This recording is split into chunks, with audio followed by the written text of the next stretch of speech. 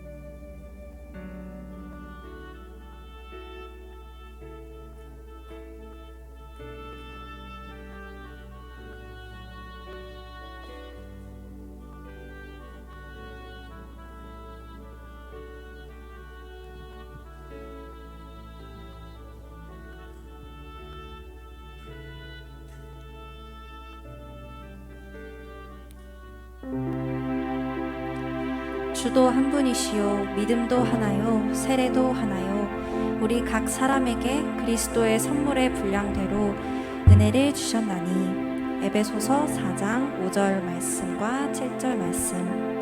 사랑의 하나님, 주님께서는 무한한 능력과 사랑을 저희에게 베푸십니다. 말씀대로 우리 각 사람의 분량대로 믿음을 허락하심에 감사드립니다. 우리의 찬양의 고백이 입술에 그치지 않고 삶으로 드러날 수 있기를 소망합니다. 예수님의 이름으로 기도드렸습니다. 아멘. 네, 여러분 반갑습니다. 우리 반가운 얼굴들도 보이고 또 이렇게 온라인으로 함께 하시는 여러분들도 함께 하심에 기쁨입니다. 이 시간 주님 앞에 저희의 마음을 담아 찬양하겠습니다.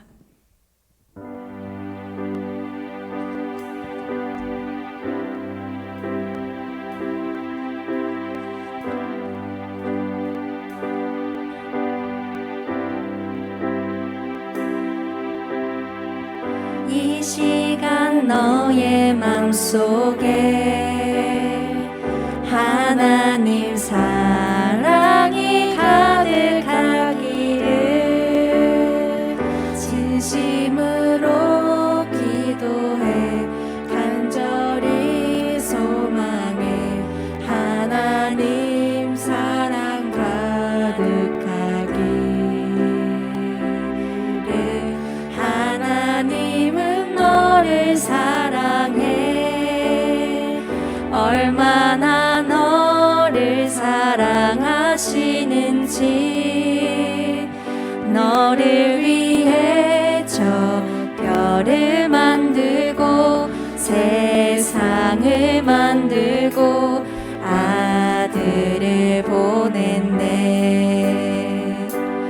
오래전부터 널 위해 준비된 하나님의 크신 사랑. 너의 가는 길 주의 사랑 가득하기를 축복해. 우리 다시 한번 마음을 담아 고백합니다. 이 시간 너의 맘속에 하나님 사랑이 가득하기를 진심으로 기도해 간절히 소망해 하나님 사랑 가득하기를. 하나님은 너를 사랑해. 얼마나 너를 사랑하시는지. 너를 위해 저 별을 만들고 세상을 만들고 아들을 보냈네. 오래전부터 널 위해 준비된 하나님의 크신 사랑. 너의 가는 길 주의 사랑 가득하기를 축복해. 오래전부터 널 위해 준비된 하나님의 크신 사랑. 너의 가는 길 주의 사랑 가득하기를 축복해. 가득하기를 축복해. 아멘. 우리에게 세상이 줄 수 없는 사랑을 주시고 믿게 하신 하나님께 감사드립니다. 이 시간 주님께서 주신 선물 같은 하루하루들이 모여 우리의 일상의 시작과 끝이 주님과 함께함을 우리 찬양으로 고백하겠습니다.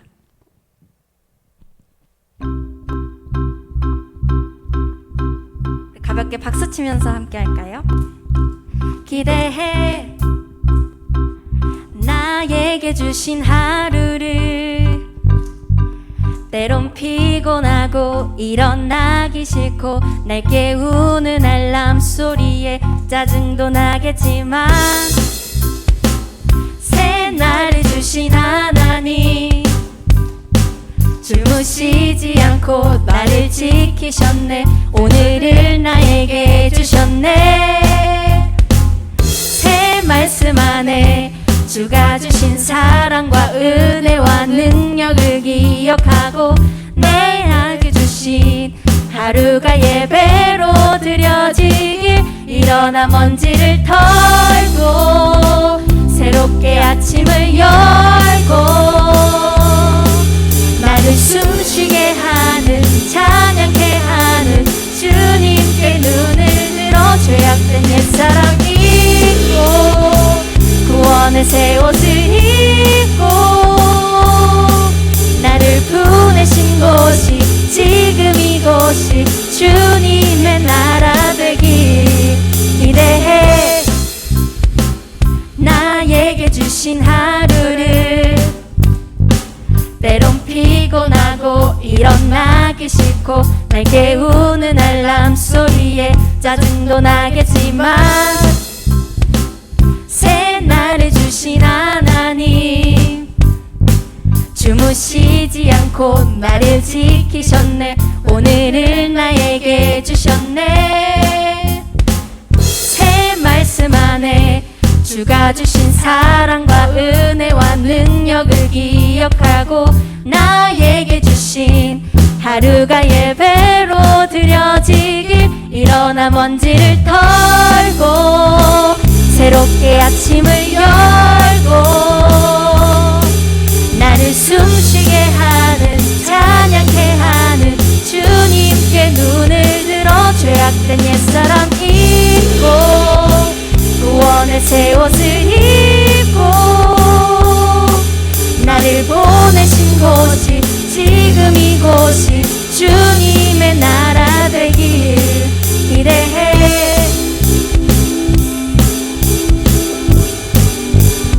우리의 하루하루가 주님의 찬양이 되고 노래가 되는 우리의 삶이 되기를 소망합니다. 일어나 먼지를 털고 죄악된 옛사람 잊고 나를 숨쉬게 하는 찬양케 하는 주님께 눈을 들어 죄악된 옛사람 잊고 구원의 새 옷을 입고 나를 보내신 곳이 지금 이곳이 주님의 나라 되길 기대해. 아멘. 네, 우리의 능력은 유한하지만 주님의 능력은 무한하십니다. 우리의 한계를 넘어서는 하나님의 지혜와 인도와 능력을 경험하게 할 수 있도록 우리의 마음을 주님께 드리기를 소망합니다.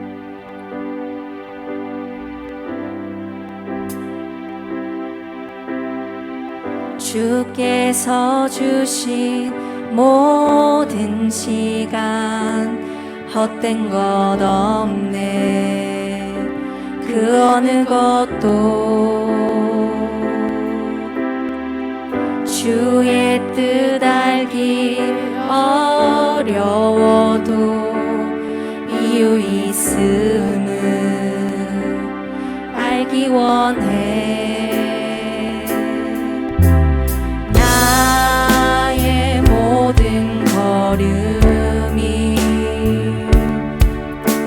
주님 안에 있기에 주의 이야기 되네. 내 안에 한계를 넘어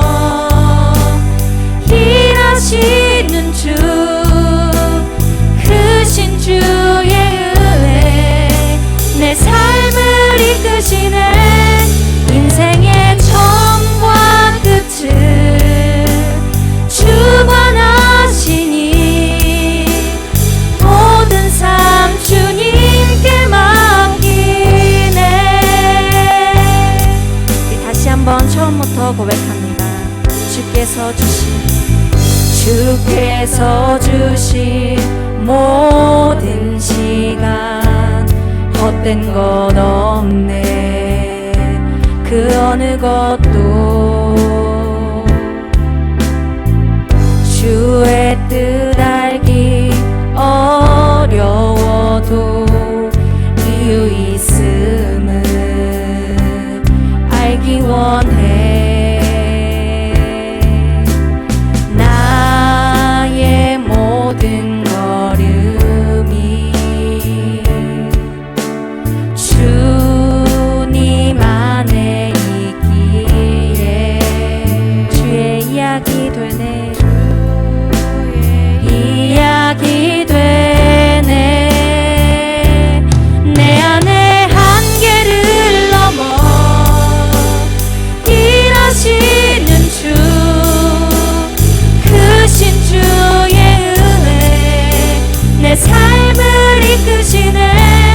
인생의 처음과 끝을 주관하시니 모든 삶 주님께 맡기네. 내 안에 한계를 넘어 일하시는 주, 크신 주의 은혜 내 삶을 이끄시네. 인생의 처음과 끝을 주관하시니 모든 삶 주님께 맡기네. 내 안에 한계를 넘어 일하시는 주, 크신 주의 은혜 내 삶을 이끄시네. 인생의 처음과 끝을 주관하시니 모든 삶 주님께 맡기네. 모든 삶 주님께 맡기네. 모든 삶 주님께 맡기네. 아멘. 이 시간 예배 인도자 나오셔서 인도해 주시겠습니다.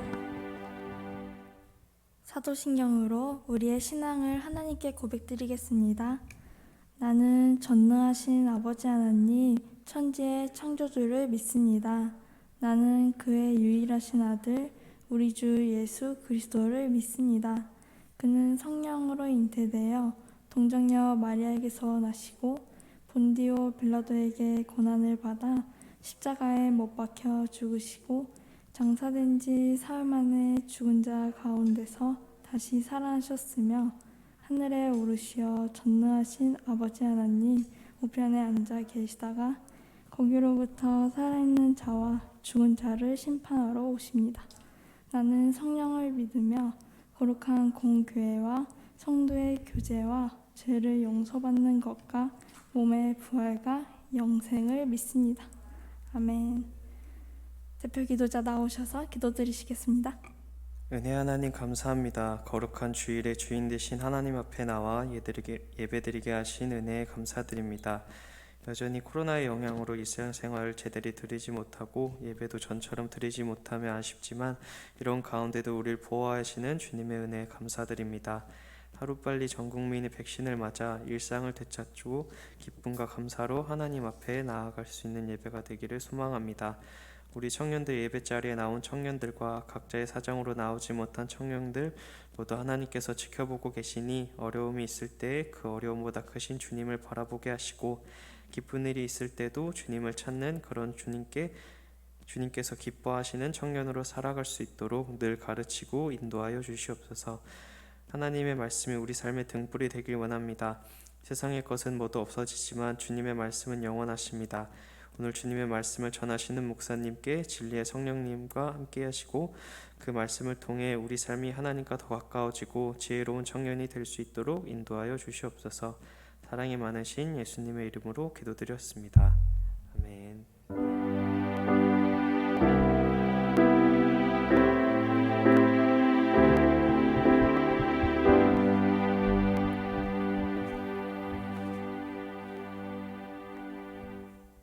함께 찬양하시면서 봉헌 드리시겠습니다.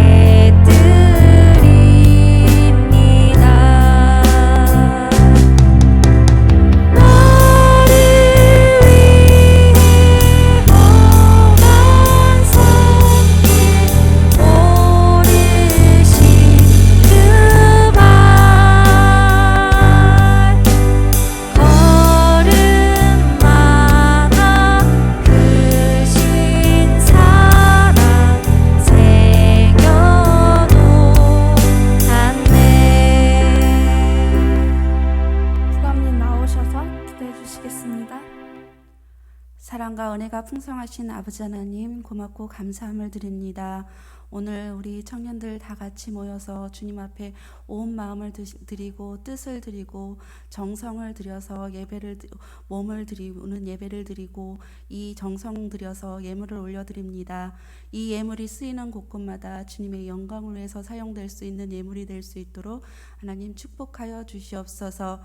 아버지 하나님, 저희 청년들이 세상에 나가서 빛으로 살려고 할 때 너무 힘들고 고단한 일이 너무 많은 줄 믿습니다.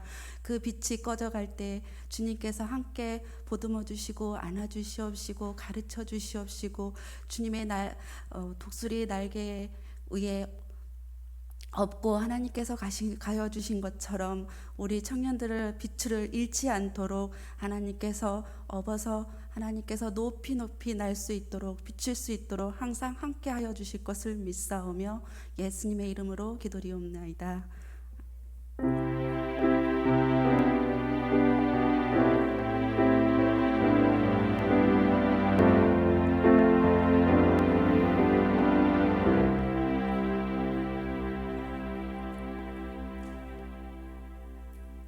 오늘 하나님께서 우리에게 주시는 말씀은 마태복음 5장 8절 말씀입니다. 제가 가진 성경으로 신약 성경 5면에 있습니다.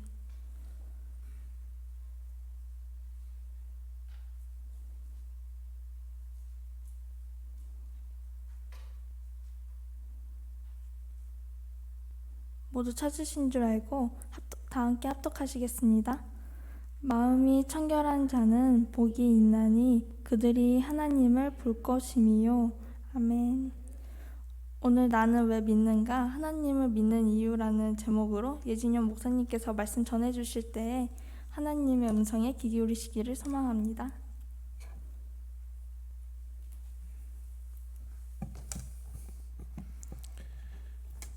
네, 반갑습니다. 옆자리에 계신 분들, 또 예배 온라인을 들으시는 분들, 또 혹시 같이 온라인을 들으시는 분 같이 있다 그러면 옆에 계신 분들 잘 오셨습니다. 인사 한번 하겠습니다. 잘 오셨습니다. 네. 하나님 은혜와 사랑이 예배 자리에 나온 모든 분들에게 함께 하시기를 기도드립니다. 오늘은 나는 왜 믿는가라는 제목으로 김영복 목사님 책 두 번째 챕터를 나가도록 하겠습니다. 대주제는 왜 우리에게 구원이 필요한가 라는 주제를 가지고 몇 주 동안 나갈 것이고요. 소주제는 오늘 설교 제목처럼 하나님을 믿는 이유, 신의 존재에 대해서 나누고자 합니다. 먼저 그럼 질문해 보도록 하겠습니다. 오늘 예배 자리 나오신 분들은 신은 존재한다고 믿으십니까? 당연히 대답을 존재한다고 믿어야겠죠. 우리에게는 너무나 당연한 질문이지만 사실 우리가 살아가는 날 동안에서 신은 왜 존재하는가, 신이 정말 존재하는가에 대한 질문을 나만의 이유로 우리는 기억하고 있어야 되고 나만의 이유를 대답할 줄 알아야 합니다. 나에게 있어서 신은 어떤 분이시길래 신은 존재한다라고 고백을 할 수 있을까요? 지난 시간에는 내가 하나님을 믿게 되었던 이유에 대해서 한번 나누고자 했는데요. 아마 지난 순 모임을 통해서 나누었을 거라고 생각합니다. 그 믿게 된 이유들 중에서 분명히 아마 신이 왜 존재하는지에 대해서 우리 여기 계신 청년들이 대답했을 거라고 생각합니다. 최근 뇌과학적인 연구에서는 우리가 겪었던 영적 체험들을 뭐라고 표현을 하냐면요, 머릿속에서 진행되어지는 또는 뇌 속에서 진행된 뇌 안에서 일어난 현상들을 우리가 경험하였다라고 말하고 있다고 합니다. 다시 말해서 뇌과학적, 그러니까 과학적인 이유와 그런 이유들을 봤을 때 머릿속에서 그냥 몸의 현상들로서만 이것을 표현할 수 있다라고 과학계에서는 이야기하고 있다고 합니다. 이런 현상들을 말하면서 이제 지난 시간에 무신론자들에 대해서 말씀드렸는데요. 무신론자들이 그러면은 신이 없는 거 아니야? 뇌 속에서만 일어난 현상들이기 때문에 신은 그럼 결코 있는 것이 아니다라고 말을 하겠는데요.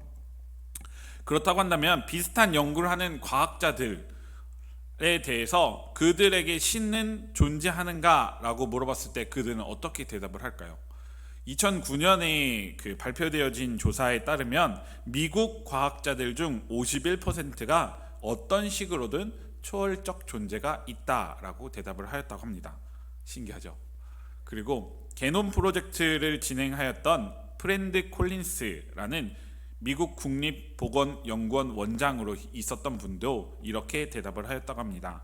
과학과 신앙이 진리를 밝히는데 서로 기가 막힌 보완 관계에 있으며 하나님은 예배당에서도 만날 수 있지만 실험실 안에서도 만날 수 있다고 말하며 과학은 실제로 예배의 일종이다 라고 말하였다고 합니다. 신기하죠? 과학자, 그리고 미국에서는 거의 대부분의 사람들이 진화론에 대해서 많이 이야기를 하고 있음에도 그들 중에서 국립보건연구원 원장으로 있었던 사람이 이렇게 대답을 하였다고 합니다. 신의 존재를 믿으십니까? 라는 것을 여기에 앉아 계신 분들, 예배 자리에 나오신 분들 말고 세상에 있는 사람들에게 물어본다고 한다면 신이 존재할 확률과 존재하지 않는 확률, 이것을 봤을 때 서로 반반이라고 생각을 한다면 사람들은 무엇을 선택하냐면 신이 존재한다라는 것을 선택한다고 합니다. 그 이유는 왜일까요?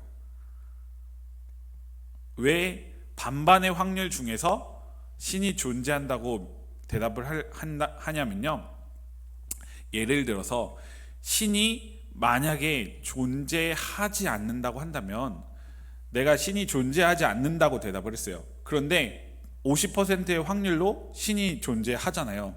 실제로 신이 존재하면 내가 존재하지 않는다고 말했던 것이 잘못되어지는 거예요. 그렇죠? 그런데 거꾸로 생각했을 때 반반의 확률이었을 때 반에 안 계신다는 그 반을 버리고 내가 존재한다고 말했을 때는 실제로 어떤 신이든 간에 존재한다면 내가 대답했던 대답이 어느 정도는 맞는 거예요. 이해가 되셨어요?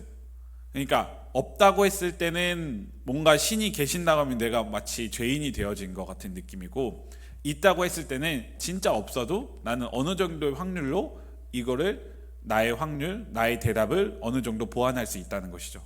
그래서 세상 사람들은, 많은 사람들이 반반의 확률이라고 한다면 신이 있다라고 대답을 한다고 합니다. 김영복 목사님께서는 이런 사람들에 대해서 보험성 믿음을 가진 사람들이라고 말을 합니다. 왜냐하면 보험이잖아요. 사실 실제로 신이 존재하는지 안 하는지 모르는데 그 50대 50의 확률로서 나는 신이 존재한다라고 말함으로써 이 사람은 신을 정말 정확히 믿지는 않지만 그냥 인정한다라는 것에 대해서 보험성 믿음을 가진 사람이다라고 이야기를 하는 것입니다. 그렇게 어떠한 노력도 시간도 투자하지 않고 그저 머리로만 인정하는 거예요. 신이 있어. 나는 신이 있는 걸 믿어. 하지만 나는 그 신에 대해서 나의 시간을 투자하지 않을 거야. 그 신에 대해서 나의 생활과 내가 어떤 시간도 투자하지 않을 거야 라고 사람들은 이야기한다는 것입니다. 이것을 김영복 목사님은 보험성 믿음이라고 하는데요, 야고보서에는 이런 말씀이 있다고 합니다. 야고보서 2장 19절 말씀입니다. 내가 하나님은 한 분이신 줄을 믿느냐? 잘하는도다. 귀신들도 믿고 떠느니라 라고 되어져 있습니다. 야고보서 2장 19절에는 하나님은 한 분이신 줄 믿느냐라고 야고보 기자가 물어보는 장면이 있습니다. 그런데 그 하나님은 한 분이시다라는 것을 누가 믿냐고 한다면 귀신들도 믿는다고 하는 거예요. 그런데 귀신은 하나님이 한 분이신 것을 아는데 하나님을 따르지 않는 거예요. 그냥 떠났다라고 표현을 하는 거죠. 다시 말해서 보험성 믿음을 가진 사람은 어떤 사람들과 비슷할까요? 여기서 성경에서 말하고 있는, 야고보서 기자에서 말하고 있는 귀신들과 같은 행동을 하는 것이라고 말할 수 있는 것입니다.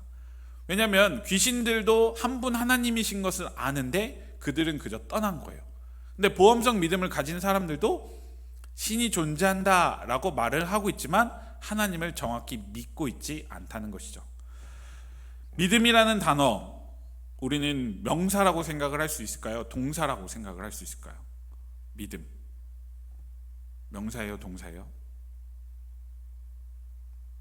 믿음은 영어로 faith, 믿음이라고 번역되어진 이 단어는 누가 뭐라 해도 동사입니다.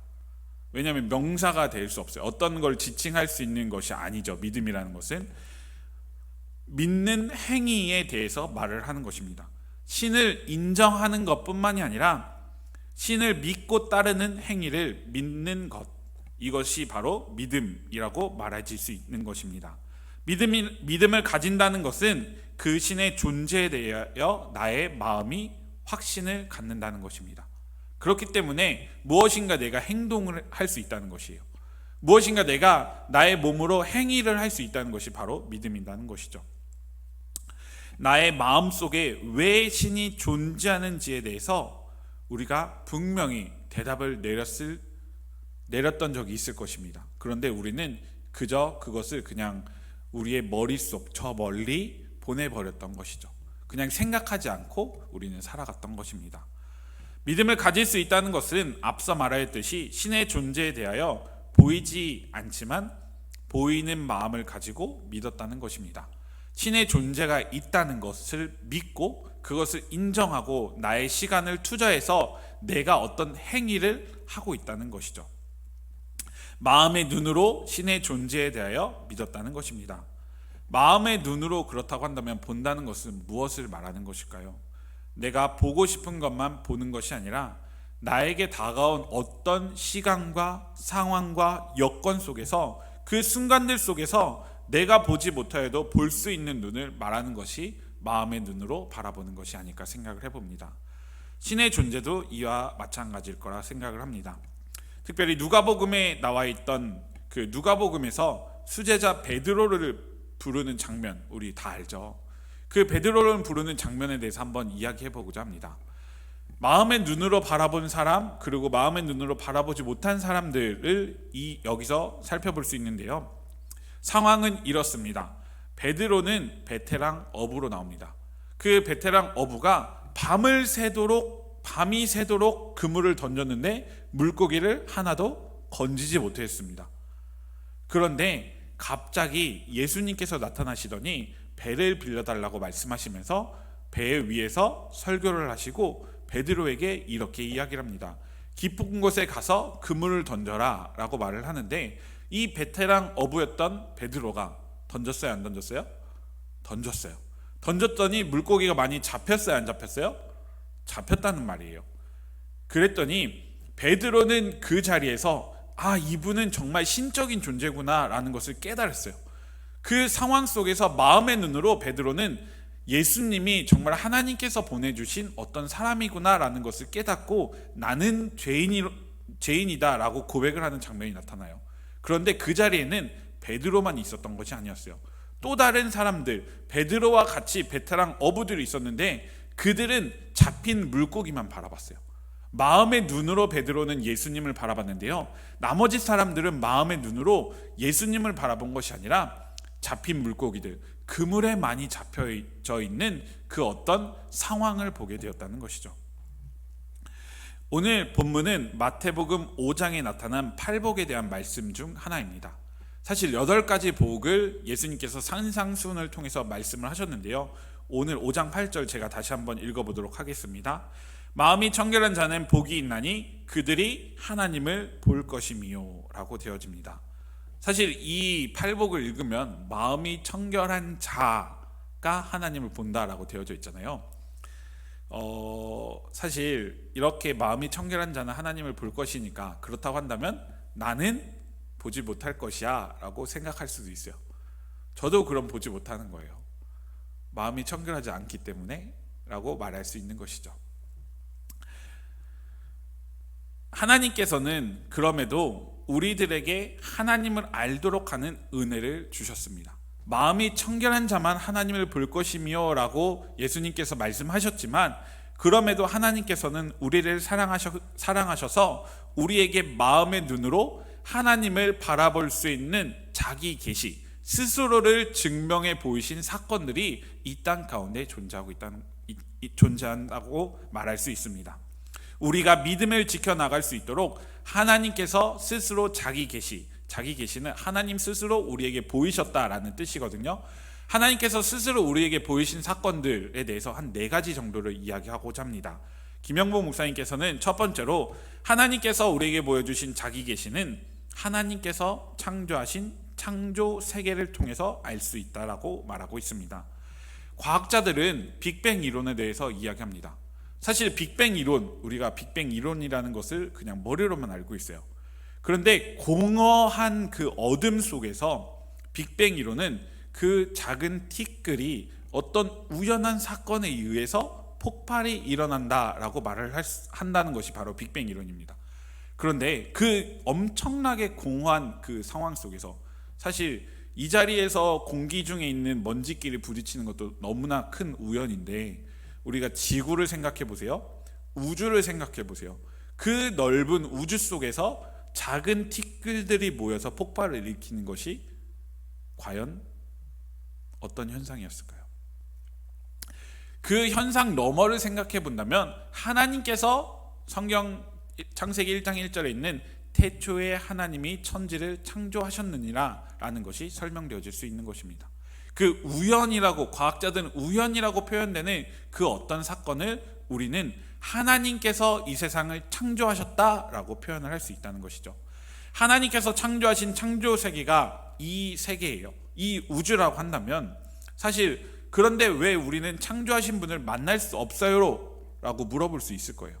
그런데 김영복 목사님께서는 이렇게 이야기를 합니다. 우리 눈앞에 유명한 모나리자 작품이 있어요. 모나리자 작품을 보면 그 모나리자 작품은 볼 수가 있어요. 그런데 그 그림을 그린 레오나르도 다빈치 볼 수 있어요? 없어요. 그냥 그 그림을 어떤 세계관을 가지고 이 사람이, 화가가 그렸다라는 것을 모나리자를 통해서 그 작품의 세계는 이해할 수 있는 것이에요. 그런데 그 그린 사람은 우리가 알 수 없어요. 다시 말해서 이 땅에서 창조 세계, 하나님께서 이 땅을 창조하셨다고 하면은 하나님께서 이 창조 세계에 하나님만의 질서, 하나님만의 어떤 뜻을 가지고 만드셨다고 한다면, 우리는 그 안에서 하나님의 뜻을 발견할 수 있는 것이지 하나님을 볼 수는 없는 것이에요. 마치 모나리자를 보면 그 그린 화가를 우리가 모르는 것처럼, 그 그린 화가가 어떤 생각을 가지고 그렸다라는 것을 보여주는 것처럼, 그 모습을 통해서 우리가 마치 창조세계를 가지고 하나님을 유추할 수 있다는 것이죠. 두 번째는 성경을 통해서 하나님께서는 우리에게 자기 계시를 보여주셨습니다. 우리가 갖고 있는 성경의 역사는 얼마나 될까요? 신약과 구약으로 나눠져 있는데요. 이 구약 말고 신약에 있는 내용들만 해도 최소 2000년이 된 것입니다. 2000년이 되어진 이 성경, 그리고 구약에 기록되어지는 것까지 하면은 무려 4000년에서 5000년까지 우리는 이 성경의 역사를 말할 수 있을 것입니다. 그런데 신기한 사실은 성경에는 원본이 있을까요? 없을까요? 있어요? 그 성경에 원본이 있으니까 우리가 계속 뺏길 것 같잖아요. 성경에는 원본이 없어요. 원본이 없는데, 이 성서를 연구하는 학자들이 정말 다양한 그 옛날 그 유명한 사본들을 비교 연구를 통해서, 이렇게 하나님의 말씀이 계속 내려져 왔구나 라고 하면서 5000년 동안 이어져 왔던 그 성경의 말씀을 지금 우리가 이 성경책으로 갖고 있는 것이에요. 그리고 성경은 몇 권으로 구성되어져 있죠? 66권으로 구성되어져 있습니다. 그런데 이 5000년 동안 이 66권으로 구성되어진 이 성경은 성경의 기자들이라고 저는 표현을 하는데요. 기자들이 다 각각 다릅니다. 66명은 아니에요. 한 분이 여러 개를 썼기 때문에 66명은 아니지만 각각의 기자들이 성경을 쓴 사람들이 다 다른데 그 각각의 사람들이 다 다르게 썼음에도 불구하고 그 긴 세월 동안 누구를 이야기를 하고 있어요? 하나님의 사랑을 이야기하고 있다는 거예요. 정말 수많은 시간들 속에서 우리가 많이 살아봤자 여기 우리 청년들 한 30 이전이잖아요. 30년 동안 내가 같은 글을 쓴다고 해도 같은 내용으로 쓸 수 없는데 이 정말 수많은 시간 동안 하나님께서 이 성경의 기자들을 통해서 말씀하신 것들이 하나님께서 우리를 사랑하신다, 하나님께서 우리와 함께 하신다라는 것을 증명하고 있다는 것입니다. 세 번째는 예수 그리스도를 통해서 우리에게 보여주신 것입니다. 예수 그리스도는 임마누엘이라는 이름으로 우리에게 오셨습니다. 임마누엘이라는 단어를 풀어서 표현을 한다면 하나님께서 우리와 함께 하셨다라는 표현입니다. 하나님께서 우리와 함께 하셨다라는 것을 보인다고 한다면 요한복음의 표현을 가지고 이렇게 이야기하고 있습니다. 육신의 모습을 가지고 우리에게 오신 하나님이라고 말할 수 있습니다. 제자 빌립은 예수님께 하나님을 보여달라고 요청합니다. 왜냐하면 예수님께서는 계속 하나님을 이야기하시기 때문입니다. 그러자 예수님께서는 이렇게 요한복음 14장 9절과 10절에 이야기합니다. 예수께서 이르시되 빌립아 내가 이렇게 오래 너희와 함께 있으되 내가 나를 알지 못하느냐? 나를 본 자는 아버지를 보았거늘 어찌하여 아버지를 보이라 하느냐? 내가 아버지 안에 거하고 아버지는 내 안에 계신 것을 내가 믿지 아니하느냐? 내가 너희에게 이르는 말은 스스로 하는 것이 아니라 아버지께서 내 안에 계셔서 그의 일을 하시는 것이라. 예수님께서는 내가 아버지 안에 거하고 아버지가 내 안에 거하시다고 말함으로써 동일한 분이심을 이야기하고 있는 것입니다. 예수님께서는 하나님께로부터 오신 분이심을 다시 한번 요한복음 14장에서 이야기하고 있습니다. 요한일서 4장 10절에는 이렇게 이야기하고 있습니다. 사랑은 여기 있으니 우리가 하나님을 사랑한 것이 아니요 하나님이 우리를 사랑하사 우리 죄를 속하기 위하여 화목제물로 그 아들을 보내셨습니다. 하나님께서 우리에게 그의 아들을 보내신 이유는 하나님께서 우리를 사랑하시기 때문이라고 요한일서에서도 표현하고 있습니다. 마지막으로 네 번째는 하나님께서는 믿음의 공동체인 교회를 세우셨다는 것입니다. 예수님께서 천국으로 올라가셨어요. 승천하셨어요. 제가 이스라엘 갔을 때 예수 승천 교회라는 것을 기념하면서 교회당을 만들어 놨거든요. 그래서 저희가 어떤 사진을 찍으면 이게 기념이 될까 해서 하나 둘 셋 하는 동시에 그 한 30명이 되는 사람들이 점프를 뛰었어요. 마치 승천하는 것처럼 보이려고. 그렇게 기념하는 그 교회가 있는데요. 예수님께서 승천하시면서 우리에게 보내주신 분이 누구예요? 성령님. 성령님을 우리에게 보내주셔서 예수님께서는 교회 공동체를 만들어 주셨어요. 그 교회 공동체가 신기하게 어떤 상황과 여건 속에서도 계속 유지되어져서요 지금에까지 이르렀다는 것이죠. 과거에는 지금 우리가 코로나 때문에 사실 핍박받는다고 이야기를 하지만 지금 핍박받는 건 핍박도 아니에요. 지하에다가 카타콤을 지어서 그곳에서 예배를 드렸던 사람들도 있었어요. 그저 우리가 생활하기에 어려우니까, 우리가 편하게 예배드리기 어려우니까 라고 말할 수 있지만 하나님께서는 교회 공동체를 세워주셔서 하나님을 믿게 만드셨다는 것이죠. 어떠한가요? 하나님께서 자기를 보여주신 이 네 가지 방법들 속에서 우리는 하나님을 경험하고 있나요? 우리는 하나님을 경험하면서 신의 존재에 대해서 믿고 있나요? 무엇이든지 우리의 삶을 되돌아본다고 한다면 지난주 우리가 믿게 되었던 이유들 속에서 이 네 가지 하나님의 자기 계시 속에서 우리는 우리가 믿게 된 이유를 찾을 수 있을 것입니다. 하나님을 볼 수 있을 것입니다. 마음이 청결한 자는 복이 있나니 하나님을 볼 것이요 라고 되어진 오늘 5장 8절에 있는 이야기가 우리가 이 자리에서 마음이 청결한 자로서 하나님을 볼 수 있는 이유가 될 수 있는 것입니다. 야고보서 4장 8절 상반절에는 이렇게 기록하고 있습니다. 하나님을 가까이 하라. 그리하면 너희를 가까이 하시리라 라고 되어져 있습니다. 하나님의 존재를 인정하시나요? 그렇다고 한다면 오늘 이 자리에 오신 분들이 신의 존재를 너무나 당연하게 인정하고 있는 것입니다. 신의 존재를 인정한다는 것으로 끝나는 것이 아니라 우리는 믿음의 행위를 해야 할 것입니다.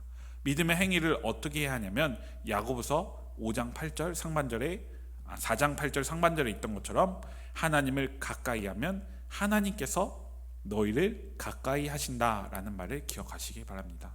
우리가 하나님을 볼 수 있다는 것은 하나님을 향한 믿음이 있다는 것이고, 하나님을 향한 믿음이 있다는 것은 우리가 하나님을 가까이 할 수 있는 어떤 삶의 여건이 주어졌다는 것입니다.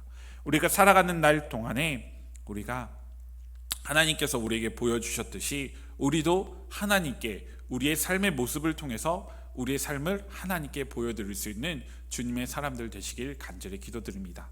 그것이 우리가 하나님을 믿는 이유일 것이고, 그것이 내가 하나님을 왜 믿는가에 대한 대답이 되어질 것입니다. 앞으로 계속 쭉쭉 이렇게 나갈 것인데요, 믿음의 길을 걸어가는 한 분 한 분이 되셔서 또 나의 마음속에 이 정말 가장 기본적인 질문들을 차곡차곡 세워가심으로 인해서 내가 걸어갈 그 날들이 하나님과 함께 동행할 수 있는 주님의 사람들 되시길 간절히 기도드립니다. 기도하겠습니다. 사랑과 은혜 하나님, 오늘은 하나님의 존재에 대하여 말씀을 나누었습니다.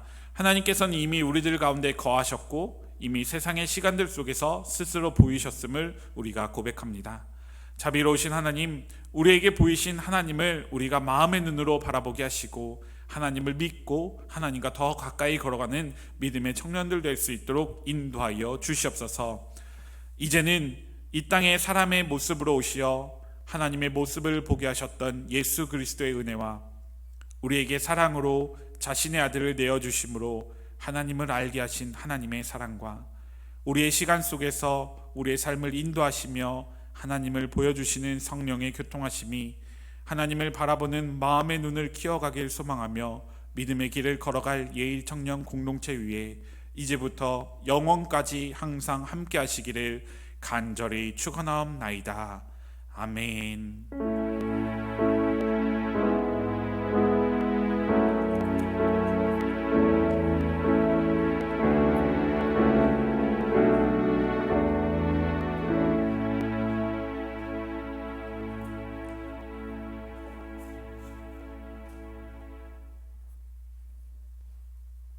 기쁨이 있는 예청 예배에 오신 여러분을 환영하고 축복합니다.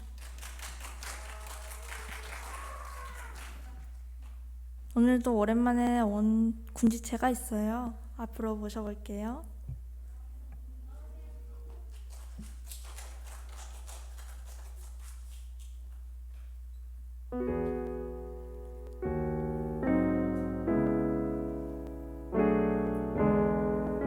네, 기도 제목을 들어보고 함께 축복하는 시간을 갖도록 할게요.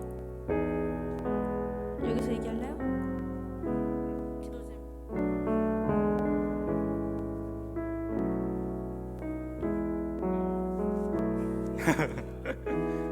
제가 저녁이 한 달 남았는데 지나간 낙엽도 조심하고 좀 무사히 저녁할 수 있게 기도해 주시면 감사하겠습니다.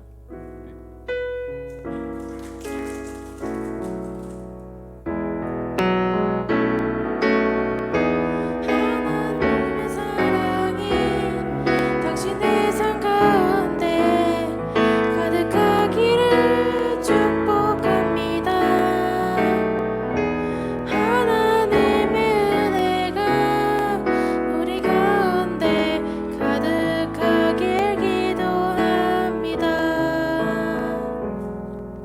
감사합니다. 네, 오늘은 별다른 광고가 없으니 오늘도 함께 순모임을 즐겨주시고 다음 주에 건강한 모습으로 다시 만나요. 안녕.